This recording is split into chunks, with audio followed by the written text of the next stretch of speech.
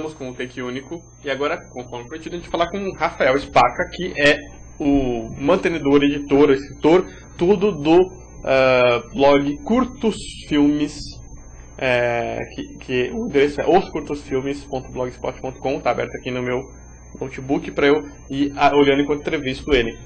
E como começou essa história de amor dos curta-metragens há tanto tempo atrás? Eu sempre fui muito fã do formato do curta. Eu sou assim a favor da síntese, né? Eu acho que tem histórias que acho que a gente pode comprimir, né? Tem um padrão, enfim, já estabelecido.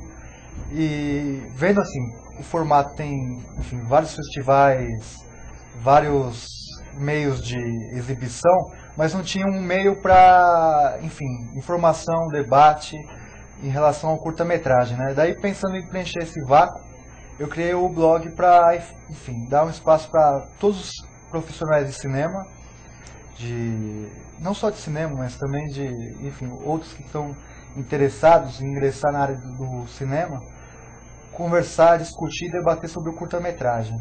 Uhum. E você faz isso por meio de textos variados, né? Tem entrevista, tem análises, tem um pouco de história também, né, do cinema. E onde você pega todo esse material? Olha, eu tenho, assim, pesquisado muito, né? Além de fazer as entrevistas através de pessoas que eu conheço ou que estão nas redes sociais, também eu tenho uma parceria com Rubens Francisco Luchetti, que era um roteirista do Zé do Caixão e do Evandro Cardoso, que é um dos maiores roteiristas que o cinema nacional já teve. E ele publicou, enfim, mais de 1000 livros, tem mais de 1000 artigos, tem roteiros, e esse material está assim, perdido. O que eu fiz? Entrei em uma parceria com o Luchetti para digitalizar e publicar esses textos que ele tem também sobre o cinema. Fora isso, a partir agora do mês de julho, a Rejane Arruda, que é uma pesquisadora e atriz, ela vai começar a escrever para o blog também. Vai ter uma coluna mensal com artigos, com textos sobre cinema também, uma visão dela a respeito do cinema. Então, um blog bem amplo, né, de várias coisas, tanto de conservação desse textos do Luchetti, como também de informação para quem está entrando agora na área, né? E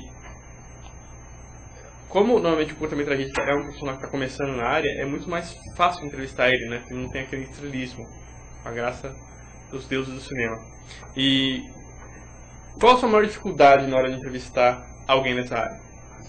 Olha, sim, é lógico que eu já fiz mais de 150 entrevistas. Para fazer 150 entrevistas, eu levei uns 400 nãos, né? Tem muita gente que não quer falar, fala que não tem tempo, que, enfim, não quer falar sobre curta, que ele já está num outro estágio da carreira. Mas, assim, as pessoas que falaram comigo, assim, com nomes já estabelecidos no mercado, outros não, assim, eles têm um carinho especial pelo curta-metragem, né? Que é um formato assim que quase todo cineasta passou na carreira, né? O cinema já começou um curta-metragem e é um ponto de partida para muitos cineastas. Então tem muita gente que gosta de falar do curta, gosta de falar que as portas estão abertas ainda para fazer curta, né? Então, assim, em relação a isso, assim, tem uma certa resistência de alguns profissionais, mas muita gente tem um carinho muito grande pelo curta e ainda quer continuar fazendo curta, né? Isso é uma coisa muito bacana. Guilherme, por favor. Eu tenho visto, ultimamente, tem muitos festivais e o pessoal procura juntar esses curtas, está tendo o festival do Amazonas agora. É muito material, principalmente o pessoal que está na faculdade de cinema, é uma experimentação muito grande, eles fazem muita coisa. Como que isso chega até você? Como que você escolhe o que você vai colocar no seu blog? Olha, normalmente, agora, assim, o blog ele vai fazer 3 anos, né? Então ele já conquistou, assim, uma audiência significativa, né? São mais de 3.000 acessos diários. Então a gente já tem parcerias com os festivais de cinema, tem diretores que falam, publica, porque também é um meio de exibição, né? Fora o YouTube, fora o porta-curtas, fora os festivais, né? Quanto mais espaço para esses cineastas de exibição, melhor. Então, acho que, enfim, é saudável ter esse meio para, enfim, propagar o curta-metragem, né? Que ele é, de certa forma, um nicho dentro do cinema, né? Porque muito se fala do longa, né? Do média tem a televisão, mas o curta, ele, enfim, está restrito aos festivais, né? A um público específico, né? E então, assim, o pessoal procura justamente para tentar ampliar o poder de público, de visão naquele filme. E o blog está aberto, assim, quem quiser mandar filme, mandar texto, quem quer ser entrevistado, enfim, é uma porta aberta para quem for do meio, ou enfim, quem quiser mostrar ou falar alguma coisa do serviço. Assim. Então, entrando pelo blog, a gente consegue entrar em contato com você. Sim, tem meu e-mail lá. Ou o blog não, pra gente ficar dando muito endereço aqui. Os filmes curtos, não. Os curtos filmes, .blogspot.com, que é o blog do Rafael, que você pode entrar em contato com ele para propor alguma pauta, alguma coisa, ou então sugerir até, né, algumas coisas que é interação muito importante para quem tem blog ou tem algum meio de comunicação virtual, como todo mundo aqui tem. Guilherme, você, como curta-metragista, o que você tem a perguntar pro Rafael? Perguntar, onde que você assiste os curtas? É só festival? Você falou que tem YouTube, essas coisas, mas tem uma diferença entre os curtas que estão no YouTube do que os curtas de festival. Porque a maioria dos curtas do YouTube é bem amador, eu acho, pelo que eu procuro e vejo. E festival, tipo, já tem uma qualidade maior. E até tem uns curtas que tem 20 minutos em festivais. Mas o que você tem a dizer sobre isso, sobre duração, festival? Com a era digital, né? Então, enfim, se propagou assim, tem muito cineasta, tem muita gente que experimenta, então aumenta a quantidade, mas também a gente tem que fazer um filtro, que tem muita coisa ruim e tem muita coisa boa.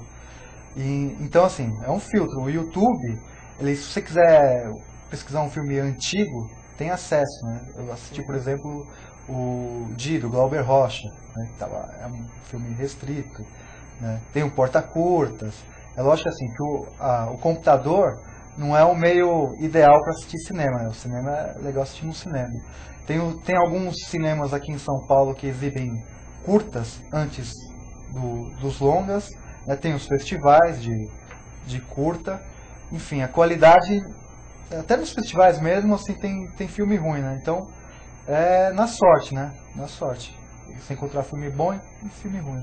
E você assiste só curta nacional ou internacional? Olha, eu dou preferência assim, para os curtas nacionais, né? Como eu tenho, enfim, pouco tempo assim, em relação a assistir filmes, eu dou uma preferência para filmes nacionais porque o enfoque do blog realmente é o cinema nacional, né? Mas não deixo de acompanhar também alguns filmes de destaque, assim, fora do país.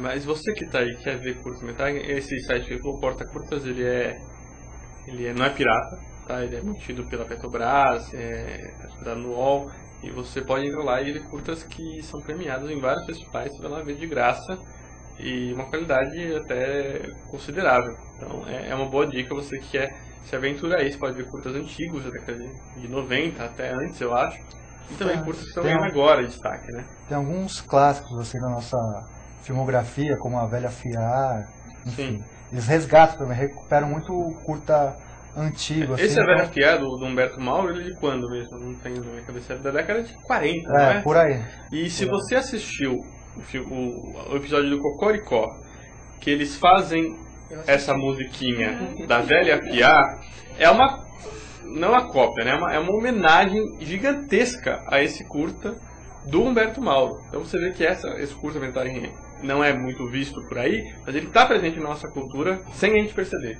Exatamente. Né? E eu queria falar com você de uma questão do curta-metragem que está meio quente, assim, no meio, que é o caso do curta Eu Não Quero Voltar Sozinho, que foi censurado no Acre por questões religiosas.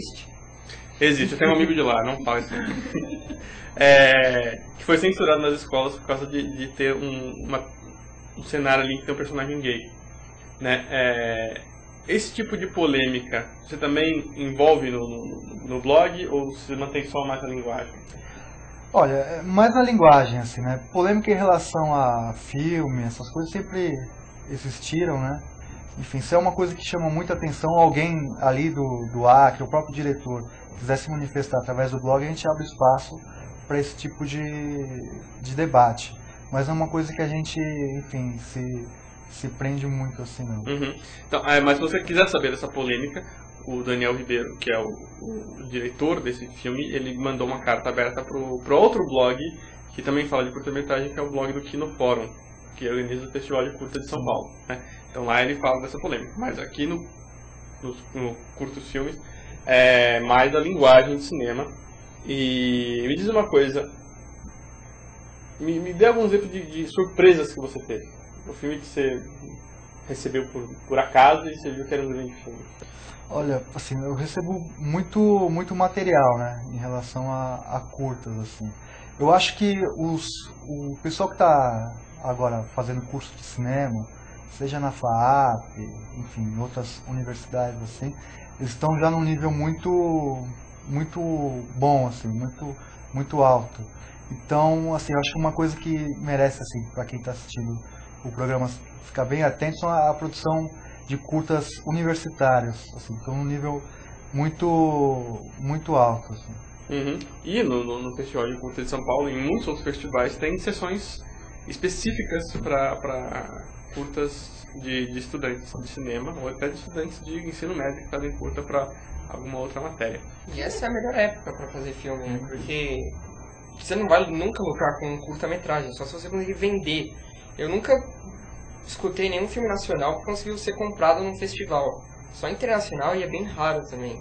Então a melhor fase é quando você está estudando para poder experimentar mesmo. Porque depois tem que falar. Depois tem que... Você não pode... você tem que acertar mesmo, porque você vai ganhar dinheiro com curta-metragem se ele ganhar algum festival desse que o prêmio é bem grande. Que aí sim você consegue ganhar dinheiro. Se fizer eu vi um exemplo de um curta que custou R$500 para fazer e num dia o cara ganhou um festival e ele ganhou R$5.000. Aí sim você ganha dinheiro com curta. Mas você tem que estar craque, então você tem que experimentar antes. É uma coisa, assim, é difícil para quem vive de cinema no país, já é difícil, né? Quem vive de curta-metragem, assim, é pior ainda. Então, a pessoa que faz um curta, ou ela gosta muito, assim, de fazer e ficar despreocupada em relação a dinheiro, reconhecimento, que tem pouco espaço mesmo para mostrar o seu trabalho, até para ganhar algum dinheiro em relação a isso. O ideal, assim, são idealistas, são abnegados, são pessoas que gostam muito de cinema e fazem por paixão, assim, independentemente de qualquer coisa, né? O cinema, acho que nesse ponto é mais ou menos isso, né? Fora que o Guilherme, que é profissional de cinema, ele sabe bem disso, assim. O duro é que isso tudo não chega ao grande público, né? Você lembra que nós falamos que o Canal Brasil tinha aberto um espaço para mostrar os curtas, e os que forem os melhores colocados iam aparecer lá, iam receber um certo valor pela apresentação dos curtas. Eu acho que nesse Brasil tem tanta lei, eles deviam criar mais uma. É sério, eu acho que a gente devia se empenhar, a gente que trabalha com divulgação de cinema e quem trabalha com curtas, a gente devia se empenhar para existir uma lei para, sabe, em toda a exibição de cinema, antes da exibição do filme principal, passasse pelo menos um curta. E já teve essa lei? Na época da ditadura tinha a lei do curta. Sim, mas era que obrigava, né? Obrigava a sala de cinema a exibir curtas-metragens, né?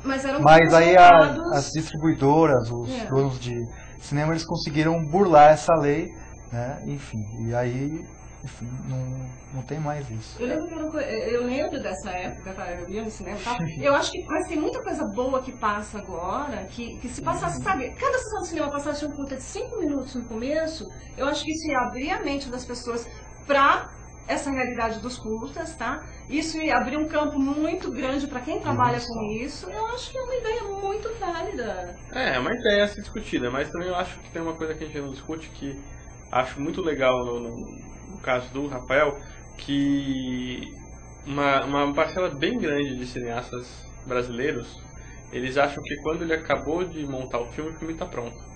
E não tá. O filme está pronto a partir de que ele é visto. Então, você tem que ir atrás de divulgação. E os cineastas que vão atrás do Rafael para dar uma entrevista já estão dando um passo nesse sentido E é muito válido. Porque você tem que fazer seu nome ser conhecido pelo esforço próprio. Você não pode achar que você é um gênio, que você é tão genial que Deus vai fazer as pessoas descobrirem. Você tem que ir atrás. E os cineastas que vão atrás de você querem isso, não é? Exatamente. Porque, enfim, o curta ele não tem espaço, né? Em jornal, você não vê uma crítica, você não vê falando sobre o lançamento de curta-metragem, né?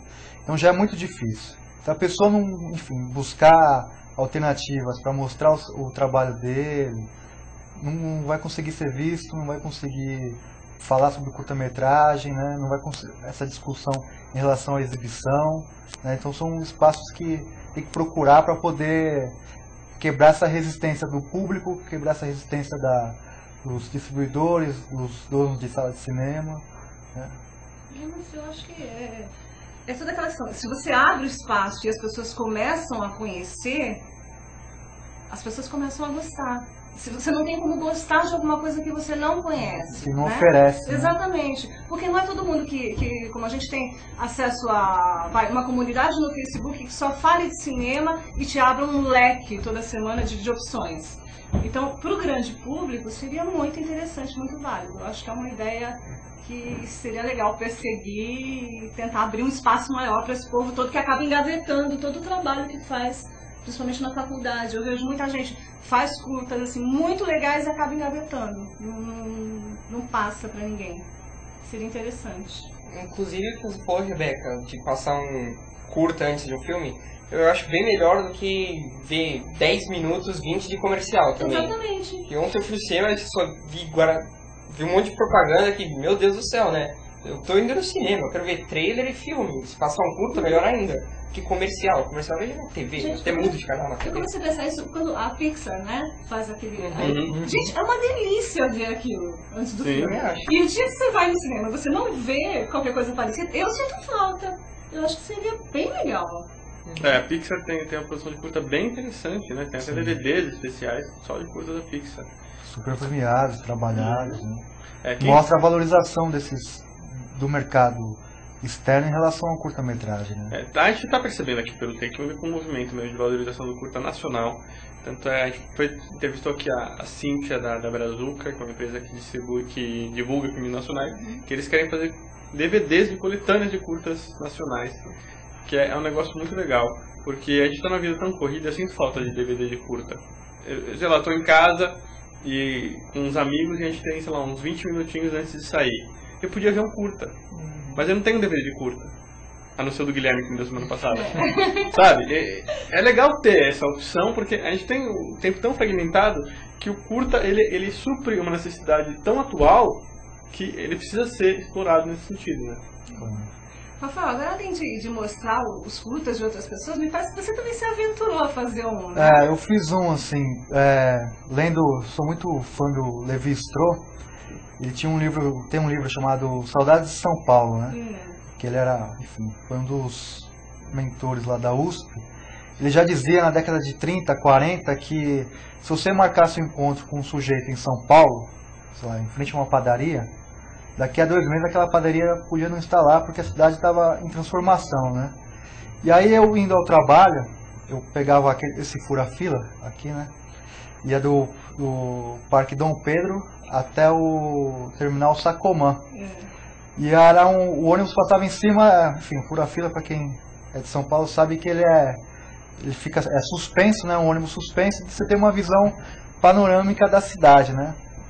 Daí eu lembrei do livro do Levi Strauss, que falava isso, né? Se eu começar a pegar uma câmera e filmar isso aqui, daí quando aumentar a tarifa do ônibus, vou ver como que mudou essa paisagem, né?